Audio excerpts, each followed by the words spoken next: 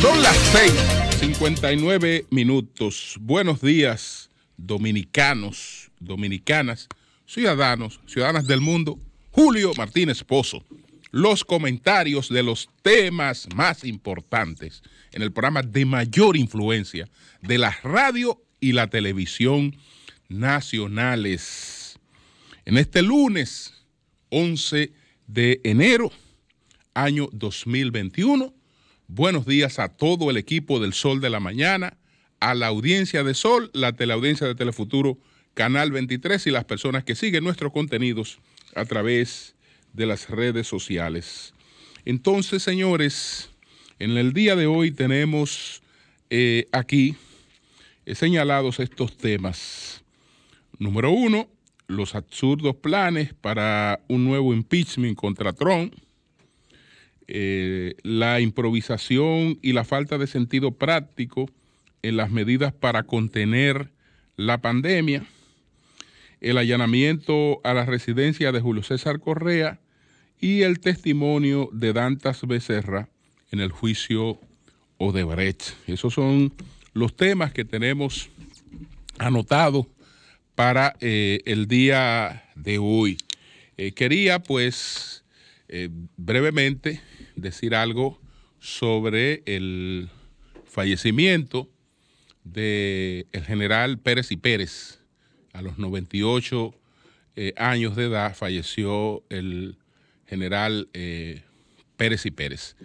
Entonces, señores, muchos comentarios sobre la muerte del general Pérez y Pérez. Muchas personas que aprovecharon este fallecimiento para saldar lo que entienden que son viejas deudas históricas por el rol de este general en una etapa de la vida pues democrática dominicana, en la llamada etapa mundial de la Guerra Fría. Entonces, lo importante es nunca perder el contexto. Cada personaje tiene un rol en el contexto en el que le ha tocado actuar. Al general Pérez y Pérez se le presenta como un hombre malvado que se ensangrentó, que hizo muchísimas cosas que se censuran al margen de las circunstancias y de la coyuntura en la que le toca actuar a un líder de las Fuerzas Armadas. Porque desde el año 1966 el general Pérez y Pérez era secretario de las Fuerzas Armadas y no lo había designado en esa posición Joaquín Balaguer, que lo que hizo Joaquín Balaguer fue que luego lo confirmó en esa posición que me parece que venía del gobierno del doctor García Godoy. Entonces, en esa etapa hubo una confrontación en la que habían dos polos y se planteaba mediante una acción revolucionaria la sustitución del actual sistema democrático. Y entonces los métodos por lo que se procuraba eso eran métodos violentos, porque era una revolución, era una revuelta armada, y esa revuelta armada había que irla pues condicionando. Entonces, en ese marco, estamos hablando de que se producen guerrillas, estamos hablando de que se producen secuestros hasta el extremo de llegar a secuestrar a un agregado militar de la Embajada de los Estados Unidos de la República Dominicana, y tanto Estados Unidos como el sistema capitalista en sentido general pues tratan de contrarrestar eso. Y habían figuras que de un lado creían en una cosa y habían figuras que de otro lado creían y actuaban y tenían otros roles. En esa etapa hay situaciones que realmente siempre tienen que producir repudio, como es el caso que no encuentra ninguna justificación de la muerte de los 5 jóvenes del club Héctor J. Díaz, por ejemplo. Pues eso no encuentra ninguna justificación. Pero en el marco de eso hubo muchas otras acciones que se proyectaban solamente como la parte represiva de un lado, sin enfocar, sin detenerse en lo que representaban las acciones del otro lado. Sin lo que representaban las acciones del otro lado. Independientemente de que aquí y en todas partes del mundo y concretamente en América Latina, esa etapa fue muy costosa para las juventudes revolucionarias. Independientemente de eso, y ese costo fue en sangre, y eso es respetable porque la muerte de cualquier persona en defensa de sus ideas es un asunto realmente respetable. Independientemente de eso, pues hay que ver todas las aristas. Hay que ver todas las aristas. En la República Dominicana, la izquierda nunca ha reconocido que no pudo haberse cometido mayor estupidez, mayor provocación que la del secuestro de un agregado militar de la Embajada de los Estados Unidos, que eso era un desafío directo en aquella etapa a lo que se denominaba como el imperialismo yanqui. Era un desafío directo y que eso iba a tener sus consecuencias. Pero no, toda la agresión la puso la otra parte. Y solamente la otra parte es culpable de todo lo que ocurrió y de todo lo que pasó. No hubo actores de parte y parte en una época de un enfrentamiento violento después de un país que salía de una revuelta, porque estamos hablando de que en el 1966 nosotros estamos saliendo de una revuelta armada, de una guerra incivil, porque eso es lo que ocurre cuando los ciudadanos de un mismo país se enfrentan, una guerra incivil. Estamos saliendo de eso y todo eso crea un marco que no es el que tenemos hoy. Entonces, aquellos acontecimientos no podemos verlos a la luz de las situaciones de hoy, que son totalmente distintas. Así es que la historia habrá de encargarse de poner las cosas en su lugar. No pretendo, redimir de responsabilidades a nadie que haya tenido responsabilidades en el rol que le haya tocado desempeñar. Pero aparte de eso, quiero hacer llegar mi solidaridad pues a la familia del general Pérez y Pérez. Tengo vínculo de amistad con uno de sus hijos, Irving Pérez, que siempre me ha distinguido con su amistad, y a través de él, pues a toda la familia expreso mi solidaridad. Entonces, señores, vamos pues con los temas que marcamos para tratar en el día de hoy. El primero es el impeachment contra Donald Trump, que hay una parte de los demócratas que están empecinados en llevarlo a cabo. Reconocen que no hay tiempo para hacerlo ahora, y que el propio presidente Biden no está en eso. Esa no es la agenda del presidente Biden. Él ha advertido que no está en eso, porque Biden dice: yo necesito buscar la unidad de los Estados Unidos.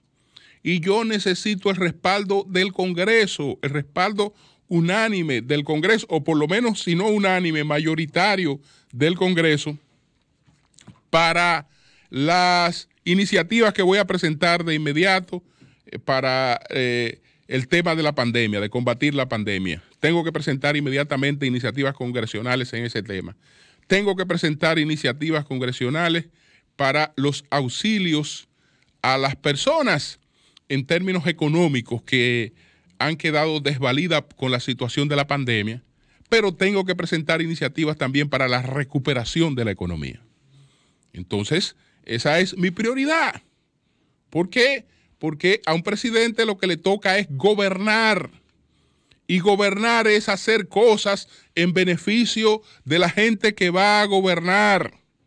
Lo otro es entretención. Lo otro es circo. No. Un presidente se le evalúa por las cosas que hace en beneficio de la gente que gobierna. Entonces, en eso él está claro. Pero no. Hay una parte que entiende que este es un momento que no debe desaprovecharse. ¿Por qué? Porque lo que se busca con el impeachment, lo que se buscaría, que sería el primero que se hace a un presidente después que no es presidente. Y habría que ver la legalidad de eso, porque si un presidente va a ser objeto de un impeachment, por ejemplo, y el presidente ve posibilidad de que ese impeachment progrese, lo que hace el presidente entonces es que renuncia, como lo hizo Nixon. Renuncia antes de que se produzca el juicio político, porque el juicio político le inhabilita de manera permanente. Entonces renuncia y evita la inhabilitación. Entonces a Donald Trump le harían un juicio político, pero él no tendría la oportunidad de renunciar como presidente de los Estados Unidos, porque cuando le hagan el juicio político ya él no es presidente de los Estados Unidos. Es decir, ahí él tendría vulnerado un recurso de defensa, si se quiere, de lo que dispondría siendo presidente de la República y enfrentando el impeachment. Pero lo que se pretende es eso, la inhabilitación, porque el tener a Donald Trump con esa altísima popularidad y con una cosa que no fue una encuesta, sino con el hecho real de haber alcanzado casi 75 millones de votos en unas elecciones y actuando en la vida pública, dice dos cosas. Número uno, si tiene la salud, es el candidato del Partido Republicano. Número dos, es el candidato a vencer en las próximas elecciones. No es solo que es el candidato de los republicanos, sino que sería el candidato puntero en las próximas elecciones en los Estados Unidos. Entonces, políticamente, pues se entiende que es inteligente quitarse ese problema de encima. Vamos a quitarnos el problema de encima. Vamos entonces a producir el impeachment de toda manera. Ahora lo aprobamos en la Cámara de Diputados, pero lo congelamos en el Senado y dejamos que Biden haga sus primeros 100 días de gobierno para no obstruir la búsqueda de unidad que él quiere, y entonces a partir de ahí, ya después de los 100 días de gobierno, continuamos con esto y resolvemos el problema político quitándonos de encima a Donald Trump. Y fíjense que la iniciativa parece inteligente en el sentido que es una iniciativa que pudiera encontrar alianza entre los propios republicanos, porque al liderazgo republicano, Donald Trump le representa una competencia imbatible. Entonces es probable que una parte de ese liderazgo diga, pero ven acá, tenemos buena oportunidad. Si Donald Trump está impedido, entonces ya sí tenemos chance, cualquiera de nosotros, pero con Donald Trump en el medio, ninguno de nosotros tenemos chance. Entonces, eso presenta un panorama supuestamente factible para eso. Pero ¿qué pasa? que la política es un poquito compleja. Hay algo que está por encima de los deseos de los republicanos que puedan pensar así y de los demócratas que estén pensando así.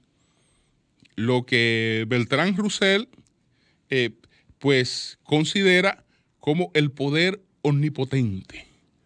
Se refiere al poder de la opinión. Se refiere a los estados de opinión. Ya habíamos comentado y hemos comentado que más del 50% de los votantes de Trump entienden que hubo fraude en las elecciones en los Estados Unidos. Ahora hay encuestas más recientes que dicen que la mayoría de los demócratas están de acuerdo con el impeachment a Trump, pero la mayoría de los republicanos, no solo una minoría de los republicanos, está de acuerdo con el impeachment a Trump. Entonces, ¿qué implica eso?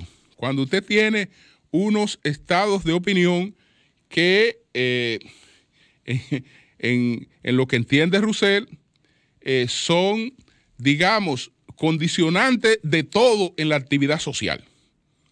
Que un líder republicano, a la hora de entrar en connivencia, a la hora de ponerse a apoyar eso, tiene que pensar en su propio futuro. Y sería un suicida el líder de un partido que esté contra una posición rechazada por la inmensa mayoría de los votantes de ese partido. Es decir, esa persona pasaría a ser un traidor. Y si es aspirante a senador o si es aspirante a representante, porque si es aspirante a cualquier posición, sabe que en estos momentos el que busca los votos, el que levanta los votos republicanos es Trump. Entonces, a mí puede no gustarme Trump, pero yo me quiero reelegir como senador, o yo quiero ser el candidato a senador. ¿Y qué yo voy a hacer? ¿Echarme en desgracia con la base más grande de apoyo de mi partido? De que para eliminar a este hombre, para tener más chance, pero si lo estoy eliminando él, también es un acto suicida para mí. Entonces, mientras Donald Trump esté encaramado como lo está en esa preferencia y en esa base de apoyo, no hay posibilidad de que se consiga apoyo republicano para eso. Y además ya sabemos que se necesita una mayoría especializada, que no será fácil tampoco reunirla en ese sentido. Eso es un disparate. Aunque diga Bernie Sanders que hay que hacerlo para establecer un precedente, no, gánele, fájese a ganarle.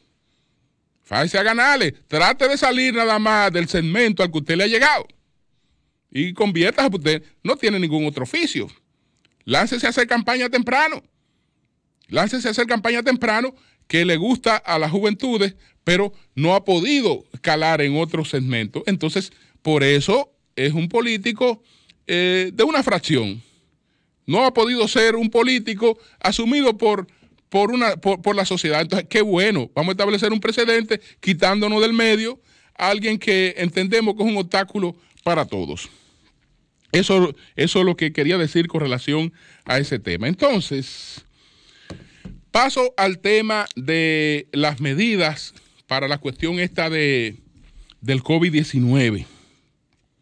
Paso a este tema que tiene que ver con estas medidas que se han tomado para contrarrestar el COVID-19, que han producido, señores, muchas críticas. ¿Por qué? Porque se ha advertido improvisación y falta de sentido práctico a la hora de tomar medidas que todos entendemos necesarias para contrarrestar el virus.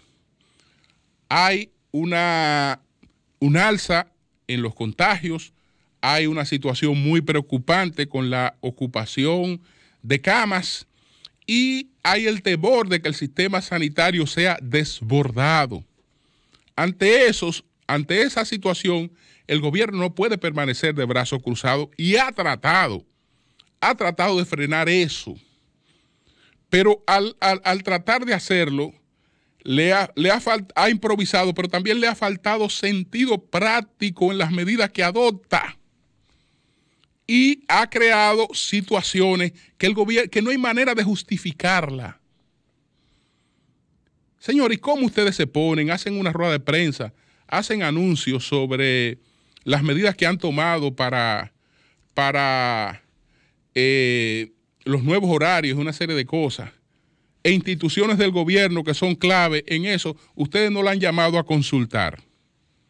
Porque si yo voy a tomar decisiones que afectan a las personas que se movilizan en el transporte público, yo tengo que llamar a la OPRE y a la ONSA y consultarla. ¿Qué me sugieren ustedes para esto? No. Hay una hora de cierre. A la hora de cierre se resulta que hay miles de gente que no ha podido llegar a su casa y esa gente depende del transporte público que no está disponible. Después uno se entera la semana pasada con una carta que le envía el director de la OPRE a la presidenta de la comisión que está trabajando este tema, que no ha habido ningún tipo de consulta. Sí que son gente que se reunieron ahí en un despacho y dijeron, vamos a hacer esto, vamos a hacer aquello, vamos a hacer esto. Y fíjense, por ahí el caos que se ha creado. Pero estamos hablando consulta del mismo gobierno. No diga que sectores que al gobierno le sea difícil controlar, no. Decisiones que están en manos del mismo gobierno. Porque si la vicepresidenta nunca se ha montado en una onza, nunca ha cogido un metro, consulte a los que están bregando con eso.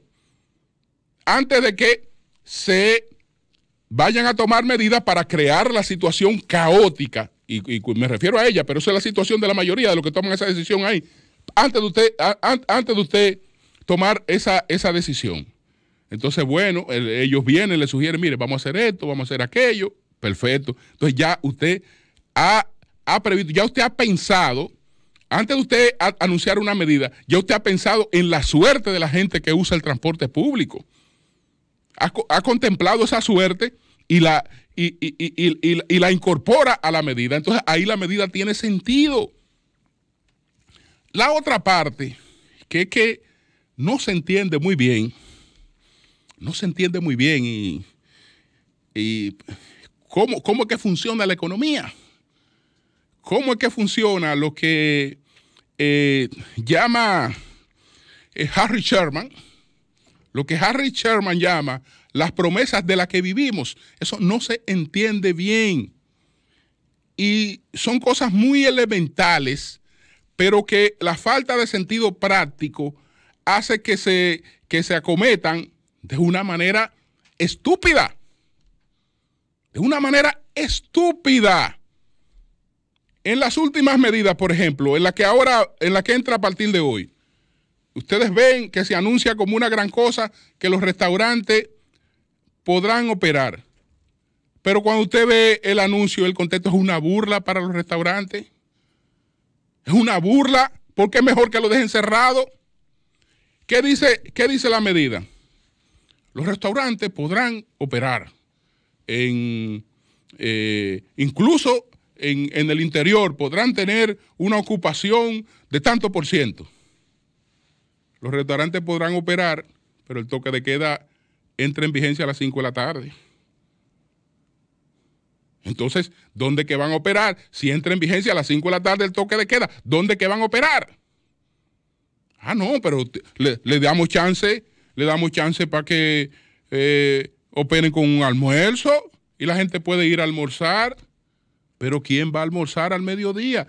El restaurante al mediodía es para reuniones de negocio, para reuniones de otro tipo. Podríamos decir que es básicamente para reuniones y encuentros de trabajo. Para eso es, porque usted tiene que ser un vago para usted coger al mediodía, déjame coger a almorzar para un restaurante. No, yo voy si tengo un compromiso, si tengo una reunión que no puedo evadir. Entonces, yo voy al mediodía. ¿Por qué? Porque yo estoy dentro del transcurso de mis horas laborales, de resolver los problemas, sobre todo si hay un toque de queda a las 5. Yo quiero saber, una gente con un toque de queda a las 5, entonces el tiempo que tiene es mucho más limitado. Entonces, si iría a un almuerzo, iría de manera prácticamente imprescindible. No, estos establecimientos, todo el mundo sabe que su clientela fundamental es la que se produce a partir del cierre de las oficinas, cuando la gente cierra sus oficinas, cuando los dueños de negocios cierran sus negocios, cuando los profesionales de distintas áreas salen de sus consultorios, cuando los ejecutivos terminan su labor, pues pueden pasar un rato a compartir con amigos, un rato a intercambiar lo que fuere, pero eso ocurre en un horario que no es el del mediodía. Eso no ocurre en el horario del mediodía. Entonces, cuando usted le está quitando el principal horario que antes, por ejemplo, se estaba permitiendo que estos establecimientos funcionaran y ya cerraban su cocina a las 8 de la noche, bueno, por lo menos tú dices, ahí hay un chancecito que la gente sale de sus trabajos, etcétera, a veces espera que baje hasta el tránsito y se entretiene un rato. Pero no, el restaurante está abierto, pero el toque de queda a las 5. ¿Qué quiere decir eso? Que ese negocio no produce ni siquiera con qué pagar el alquiler. Ni siquiera con qué pagar el alquiler va a producir ese negocio. Entonces tú lo tienes cerrado. No venga con el cuento de que miren, y podrán operar. Pero ¿y quién calculó eso? ¿Y quién calculó eso? Lo propio, cuando estamos hablando de lo que acaba de ocurrir con un toque de queda a las 12 del mediodía, sábado y domingo. Y un toque de queda cerrado a las 12 del mediodía. Bueno, lo que tú estás haciendo con los negocios es dándole en la madre. Es deculándolo, y escúsenme el uso de este término, es dándole en la madre. Dándole en la madre. De ayer decía la vicepresidenta, los bancos debieron abrir a las 7. ¿Por qué decidieron cerrar? ¿Y qué va a hacer? ¿Y qué tú vas a hacer cuando tienes un bendito toque de queda a las 12 del mediodía? Que tú tienes que convocar, que a las 11 tú tienes que cerrar, pero ni siquiera tienes oportunidad de que se haga un cuadre. Es mejor no complicarse. Es mejor no complicarse porque nada de eso se consultó y se buscó la forma de hacerlo porque había que hacerlo, pero hacerlo tomando una serie de cuestiones elementales. Tomarla en cuenta para no fuñir más la economía de lo que está fuñida.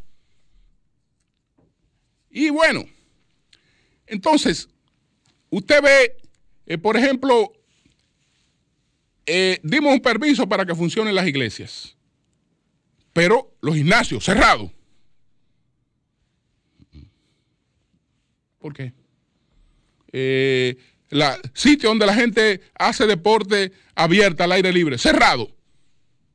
¿Por qué? El mirador clausurado. ¿Por qué? ¿Por qué? Eso no tiene sentido. Eso no tiene sentido. Entonces, hay que enderezar eso, porque tenemos que seguir todavía con confinamiento. Tenemos que seguir todavía con medidas de control, pero por favor, démosle sentido práctico a eso. Démosle sentido práctico. Pensemos en todo, pensemos en la gente. Pensemos en la gente y de lo que vive la gente para no desgraciarle la vida a la gente. Entonces, vamos a ver si la experiencia vivida ahora permite que se corrijan una serie de cosas, porque, bueno, si ya hay este permiso para las iglesias, pero hay muchas otras actividades que pueden funcionar igual, sin problema, con horarios limitados, pero igual, sin problema. Sin problema. Entonces, ojalá que esas cosas se revisen, porque ahí demostramos, sí, yo sé que hay interés, que el gobierno no le quiere hacer daño a nadie. El gobierno no le quiere hacer daño a nadie. El gobierno lo que quiere es controlar la situación que tenemos. Pero sin quererlo le está dando a la madre a sectores de la economía, pero muy duro. Porque ustedes me dirán, mira, usted está hablando de los restaurantes, pero el restaurante, ahí está jodido el dueño del restaurante y está jodido los empleados del restaurante.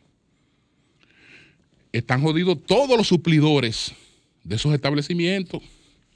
Y las promesas que esa gente tienen, porque el que tiene estos establecimientos tiene compromisos financieros, sus empleados tienen compromisos financieros, sus suplidores tienen compromisos financieros. ¿Qué quiere decir eso? Que tú estás malogrando la base del cumplimiento de unas promesas que distintos sectores tienen con el sector financiero. Cuando tú amplificas eso y lo ves en términos de todas las actividades que al mismo tiempo están pasando por la misma situación, lo que se está creando no se resuelve con ningún paquete de ayuda social. Porque el daño que se está haciendo por ahí es mucho más fuerte que el que usted pueda compensar con cualquier tipo de ayuda social. Mucho más fuerte que el que pueda compensar. Y sin necesidad. Porque ahí lo que falta es aterrizaje. Experiencia de vida. Falta también criterio político. Faltan también políticos que intervengan en eso. Faltan políticos en las decisiones del gobierno, faltan políticos. Porque las decisiones están siendo tomadas por gente que nunca ha tenido ningún compromiso realmente social. Por tecnócrata.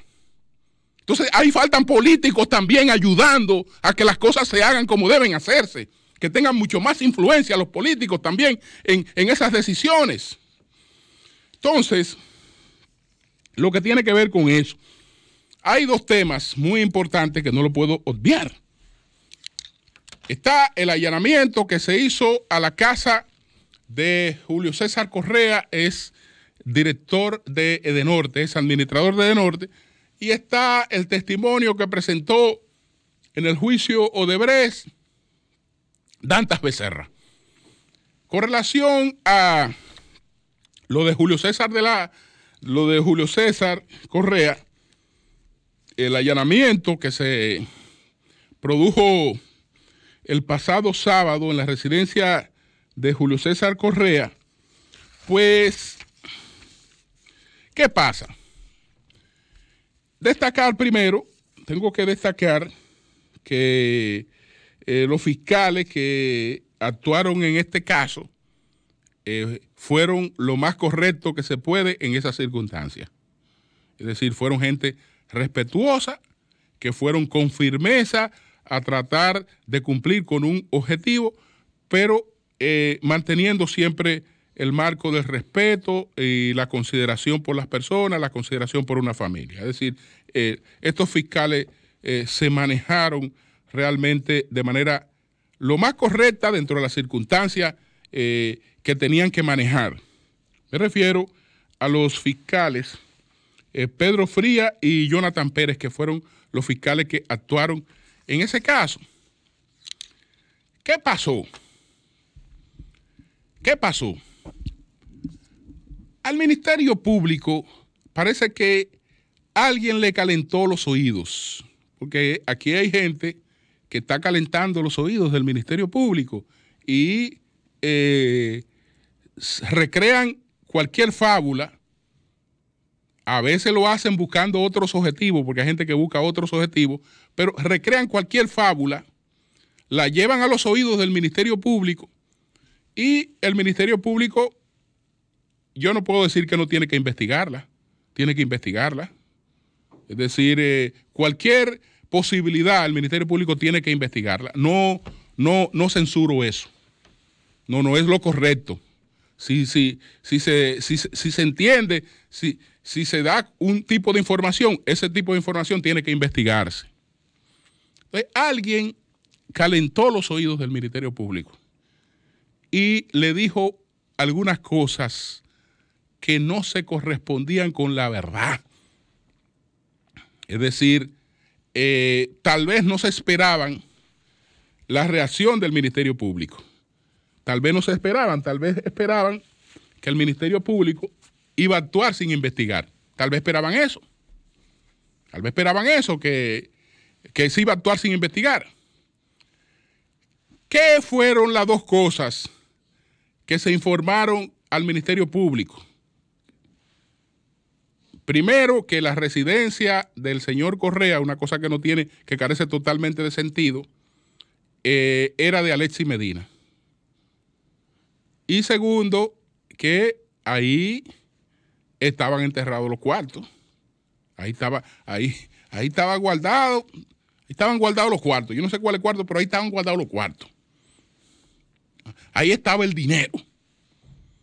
Y bueno, el Ministerio Público fue a buscar las dos cosas.